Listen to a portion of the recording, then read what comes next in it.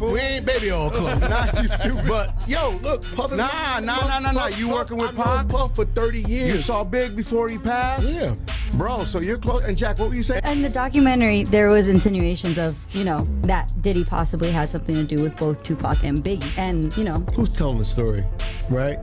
You can skew People very close to the situation. But you can create any narrative. Go, I look at the computer say, Floyd said, T.I. Nelly fuck 50. I'm like, what do you say f for? Nelly your first baby mama, Melissa, then took your fiance. Say f that.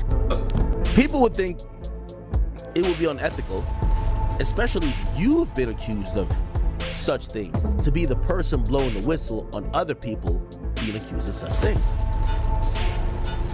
50 don't give a okay?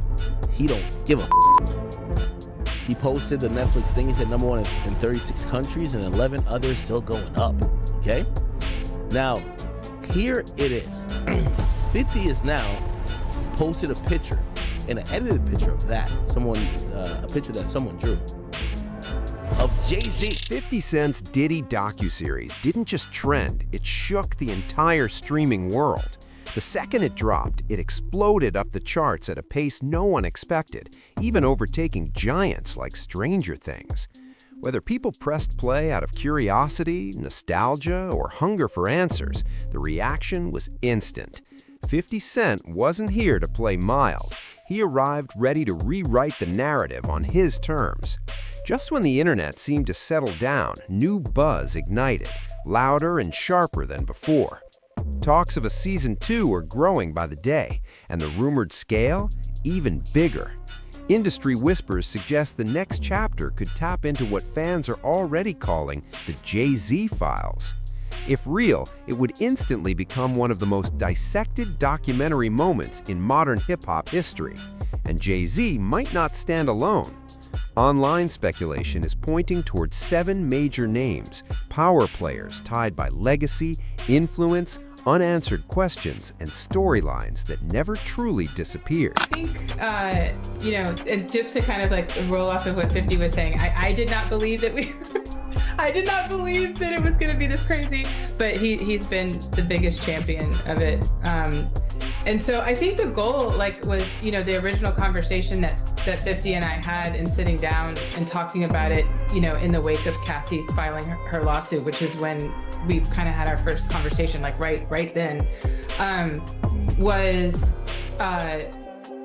understanding that there were a lot of rumors in the industry. There was a lot of talk about, some of this bad behavior. I think Cassie's lawsuit, the level of detail that, getting underneath the hood and seeing the level of detail that she brought forward was really a lot to digest.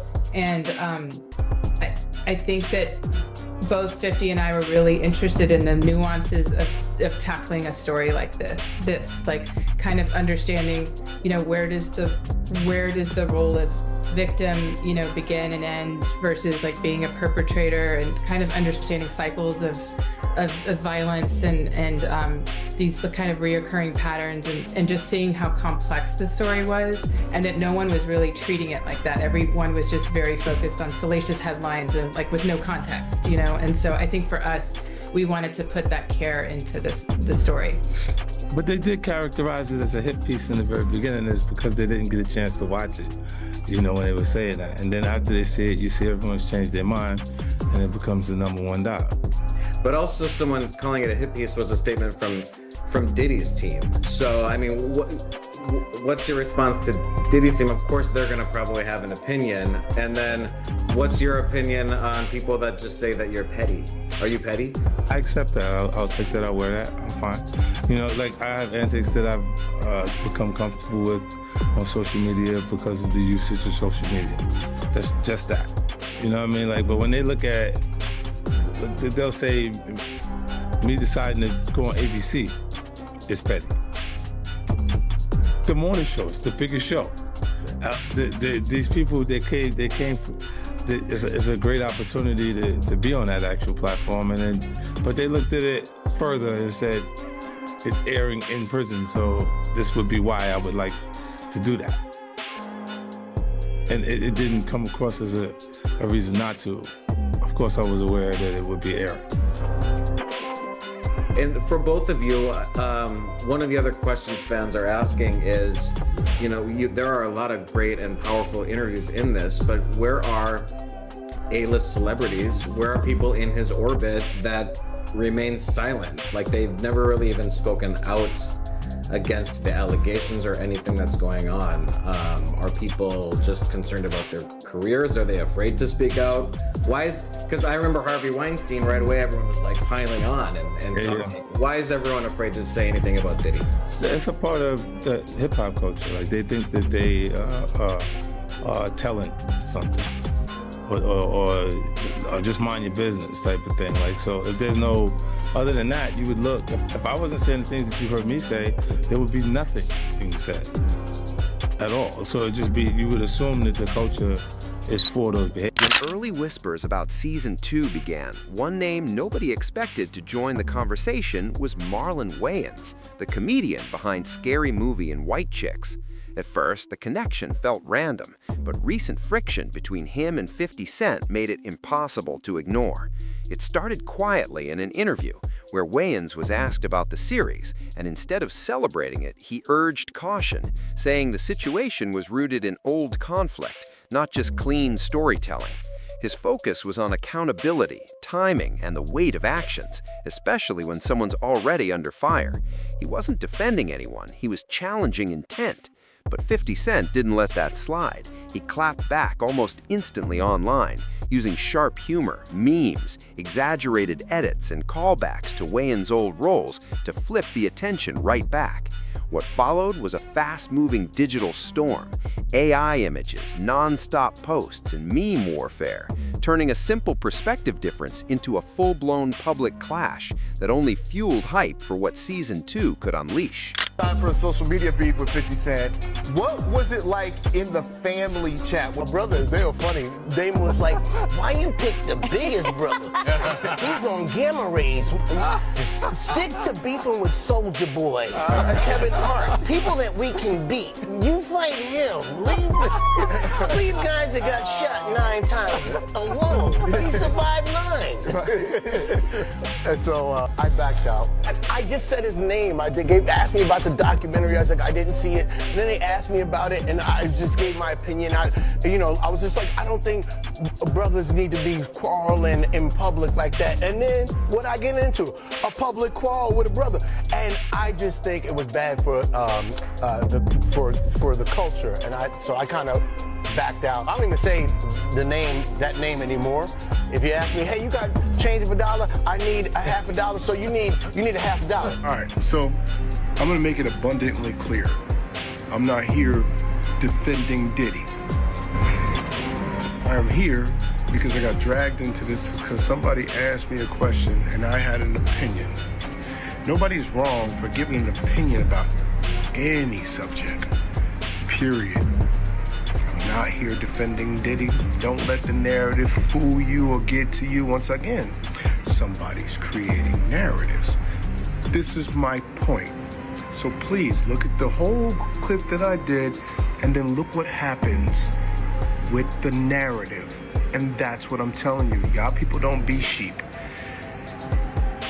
Use your brain, use your freedom of thought, freedom of speech, and don't ever let nobody bully you. Never. Don't let nobody bully you. You got me? Love. Now back to trolling this troll. What makes this clash so addictive isn't just the names, it's the timing. It erupted right as the documentary conversation was reaching its hottest point. What could have been a small opinion turned into days of constant online fire, jabs, memes, edits, comment wars. Marlon insists he wasn't defending anyone, just speaking on balance, perspective, and how stories get framed. But to 50 Cent and the fans riding with him, it landed like an opposing stance. And now, Wayans isn't watching from the sidelines anymore. He's officially part of the unfolding storyline itself. You think about the back and forth between 50 and Marlon Wayans. With him and Marlon Wayans, I don't understand, Marlon got his own opinion, just like everybody got an asshole. He got his own opinion too. You know what I'm saying? And he's gonna say whatever he wanna say.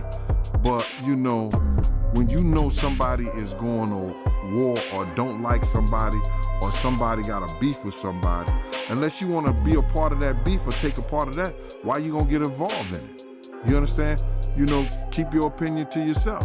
If you know those two people got a beef and you got a voice out here. Marlon got a voice because he comes from that family that have done crazy, you know, comedy shows and things for our community as far as being the elites of the comedy world and then of the movie world. And he comes from that family, bro. So, you know, you putting his voice and saying that, you know, 50 is doing something wrong and stuff like that. People can't tell people what to do and how to do with their lives and with their time and everything like that. And if he's going against Puff and he's putting stuff out there, that's his business. That's him and Puff's business. You understand? Like, people try to say, I'm doing something wrong. That's me and Puff's business. You understand? No, but it's all right for him to send dudes to try to do something to me. It's all right for him to, you know, send people or get them information so I can lose my job. It's all right for them to do the they do. You understand? But when they see somebody like me or doing it back or saying something, I gotta be some broke this, I gotta be some jealous this, I gotta be some hating ass stuff like that. No, this is war. You understand? I might not have the ammunition he have. I might not have the people that he have. So for Marlon Wayans to go at 50 like that, both of them got money. You know what I'm saying? Both of them got, you know, their own peace of mind. You know what I'm saying? But for Marlon to put out a clip that is an AI generated clip against 50, that's something whole different, bro. That's something whole, and I see that's happening right now. They got a clip of me holding a picture of Diddy, and I think it's 50 or somebody in the bed together. You understand? I ain't never had that picture right there. You know what I'm saying? I ain't never seen that. That's a lie. But they're allowing that like that to come on the internet. You know what I'm saying? They're allowing people, you know, to cut and paste and put stuff out there and make people seem like, you know, they are some kind of fornoit, some homosexual ass whatever. And I know you can't say that on a thing, but that's what it is, bro. And I just hate that they are allowed and they can't be sued for doing stuff like that, man. And that's what, if you're gonna do anything, you know, you should be able to sue somebody to be doing stuff like that. For him to put 50 in the hot tub with Puff or get that picture when he knows it's an AI generated picture, that was low. That was real low. But he said, so since 50 trolling, I'm a troll. So have that same energy when you see that man. Keep trolling when you see that man. And that's what I gotta say about that one. My whole thing about it is, bro, you know, people going around saying, but Diddy's in jail. And him being in jail don't bring back none of the people that died, not only on his watch, on his making. It don't bring back big. You know what I'm saying? I heard one journalist talk about, Suge Knight is the one who, you know, big and set big up and everything like that. So let me ask you something. Suge Knight was working in accordance with Puff to get big out of California. He was working with Puff to keep big from going to London. Suge Knight was working with Puff to do that? I don't think so. I heard Puff tell Kirk Burroughs on that Thursday, yo, Big ain't going nowhere. You could go by yourself, but Big ain't going nowhere. You know what? When you look at things and you see things, you know that facts will change your feelings. Next up, Jay-Z. And honestly, this one feels inevitable. If anyone was expected to surface after Diddy and 50 Cent's expanding mission to spotlight industry power, it's Jay. Their history in music and business spans decades, marked by collaborations, quiet rivalry, and a competitive edge that never truly left. With the momentum from the Reckoning series, fans are increasingly convinced that Jay-Z's story could be the next major chapter to get dragged into the open, bringing yet another heavyweight narrative into the public eye. From your point of view, was they really friends or not? How close was Diddy and Jay-Z? They was close enough that they wasn't playing basketball, they wasn't playing baseball, they wasn't playing football, and they wasn't playing hockey or soccer for Diddy to come on stage, pat him on his ass, and then make the statement to people in the world that can't nobody call me Sean but Jay-Z. Now, I don't know what kind of statement, and I can't say, I wish I could say half a homo, but I know I can't say it, but I don't know what kind of half a homo that is, and you trying to say that you're not close to somebody. You coming on stage, patting them on their ass, and then you making a broad statement to the public, ain't nobody call me Sean but Sean Carter. And I heard Jay-Z said the same thing about them. But they were so close that they had matching white girls together. Because when they used to see each other, they used to say, yo, how your skinny white girl doing? He'd be like, yo, how your skinny white girl doing? So, I guess that's a certain type of 50 Cent has already poured gasoline on this rumor, publicly. A recent Instagram post featuring Jay-Z sent comments into overload, people chanting Jay-Z files, predicting a future season based around his legacy. Instead of shutting rumors down, 50 fueled them, liking multiple comments, subtly feeding the speculation. Considering Jay-Z's influence, decades of dominance, and his deep business network, a documentary exploring his power, partnerships, and especially his long-standing association with Diddy is enough to keep fans glued to their screens. Jay-Z's silence is only making the noise louder, and while nothing is confirmed, online energy is acting like it already happened. Now, a lot of people think it's unethical for a rapper to be blowing the whistle on another rapper, given the fact that many rappers do the same things. Now, maybe not Diddy things, but like, you know, I keep telling you, I know many rappers who they do domestically assault their women. They have put their hands on their women. They have beat their women before. They have a domestic case.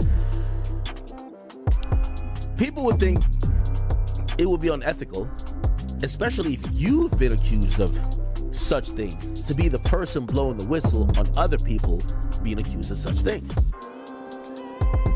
50 don't give a okay?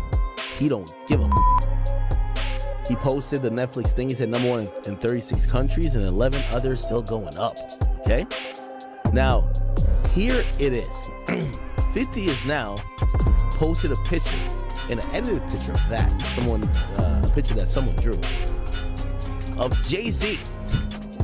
And 50 said, please stop sending me stuff like this. I'm not gonna post it. But of course, he's being facetious because he posted the picture that he claimed he wouldn't post. Now, that's not the interesting part, y'all. The interesting part is when you look at it, 50 was in the comments here and he was liking posts. You can't see what the author, which would be 50, likes. But 50, and I guess I could post it on I could post it on our burn page.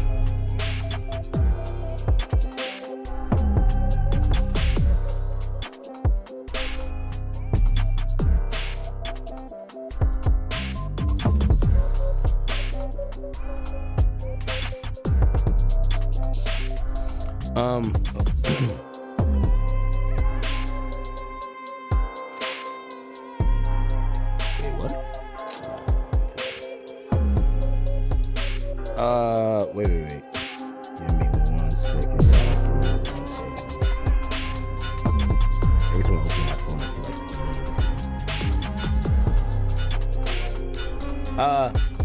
Anyway, 'cause I don't want to slow the stream down.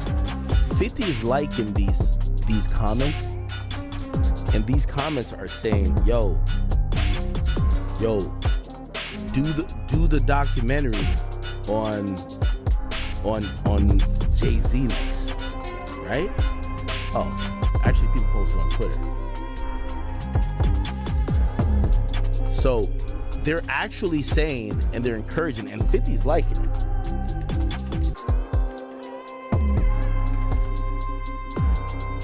Here we go. The 50 Cent liking the comments, hinting Jay-Z's next. Somebody says, my only question. He's next, isn't he? 50 liked it. Okay. Another name gaining real traction for season 2, Rick Ross. And this isn't just random chatter. This rivalry has teeth. Their tension dates nearly 20 years back, making it one of hip-hop's most known, long-running feuds. It sparked in the late 2000s when subtle lyrical shots led 50 to retaliate, unleashing diss tracks that spiraled into years of jabs, interviews, lawsuits, and digital taunts still referenced today. The fire hasn't cooled. As recently as March 2025, 50 mocked Ross over the Millennium Tour, questioning his draw power, prompting Ross to respond with direct, personal shots. Now, with documentary momentum rising, 50 seems to be circling the feud again, hinting that the next chapter could be their most explosive yet. Hey guys, I just saw a very unfortunate situation that took place in Canada, and I wanted to say to everyone, that I hope that brother made it home safely. I hope that he now has a different perspective and a better sense of what to do and what not to do while you're out in the world, that part where the young guy was like, he did this little move and shit and got knocked the fuck out, like right there. That does not reflect him. That reflects his camp, and he might need to go get the Dream Chasers or the 305 Killers. Number 4 on the board, Janice Combs, a name that rarely stays in headlines but could become one of the most revealing pieces of this puzzle. As Diddy's mother, who raised him largely alone after his father died, her influence shaped his foundation. A former model and teacher's assistant, she worked multiple jobs to keep her home grounded. She's been outspoken, saying the documentary misrepresented that upbringing and insisting her home was built on sacrifice and discipline, not dysfunction. Yet conflicting stories from people who lived around that time add a different layer, describing a household where boundaries blurred, exposing a young Diddy to adult worlds early. If season 2 dives into her perspective, it could reshape the entire narrative, tracing a legacy back to its roots. I've already said that I believe that he was victimized, and I think it happened long before the industry. People really don't want to look closer into his childhood and to what his mama had going on in that house. God knows what he saw and what happened to him in his own mama house. All of those strangers, them up involved, looking around, seeing what was going on. And let's just be clear, it sounds like her house was a house of, professional freak-offs. So who knows what he saw or what could have happened to him while she was busy entertaining people and pouring and getting tips, as she would say, for her after-hour life. Oh yeah, he was. I'm gonna say he was surprised to hear that. School bus trip. No, was he surprised or was he like, zip it, you talking too much? Because that's what it looked like to me. It looked like you talking a little bit too much. They don't need to know about that. While she was sitting there, because I was a bus driver and I was this, and I worked at the after hours. And I would pour them drinks and they would give me big tips. She didn't say it just like that. Big tips. You know,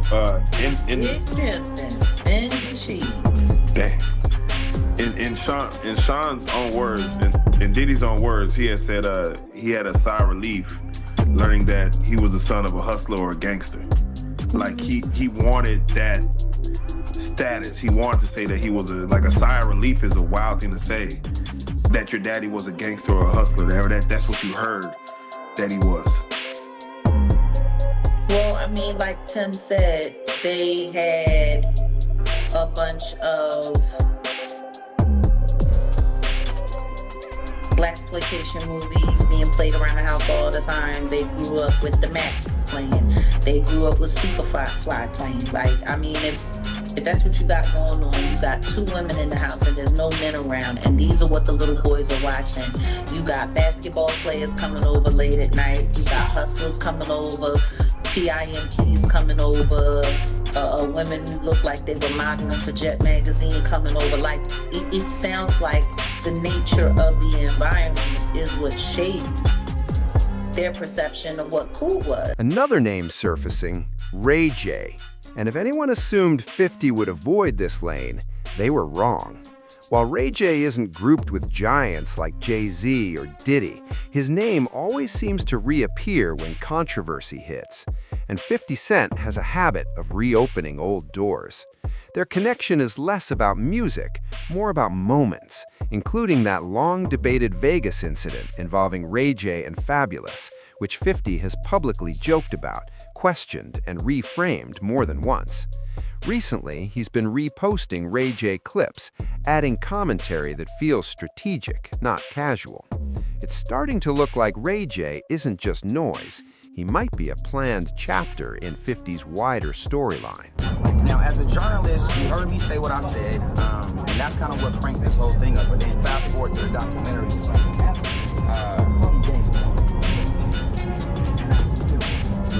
Saying that they was getting their ass taken, bro, multiple times. Kept partying. Owe you some money? I mean, yo, what the is going on in this world, bro? Said I woke up with females in the bed. Then I woke up and Diddy was in the bed. What was Diddy doing in the bed, bro? Ooh, man. I went and took the and my coming out way more runnier. I'm feeling sore around the rear end area. I know what happened. I've been taken, and now I'm still here partying, acting like nothing. Another figure getting attention, Stevie J. But this one is different. It's not driven by personal beef. It's about loyalty. Stevie J has long been tied to the bad boy circle. So when he openly stood behind Diddy during the Reckoning fallout, refusing to stay silent, it turned heads instantly. His public statement sparked waves, fans reacting to the boldness. And of course, 50 jumped in, using humor and pressure to push that moment into the spotlight. He didn't just poke fun, he challenged its strength, inviting people to question how deep that loyalty really runs. Curtis, what's good, man? You and your feelings about Daphne? Is she with gang them? Or is it that you sucking little Rod dick? However it go, I want you to fade. All that. Since it's entertainment, let me beat the out of you on TV or something. Don't duck that. I'm calling you out. What you want to do, Curtis? Curtis! That's in the show. I ain't with it. I think it's ready. Think somebody want to fight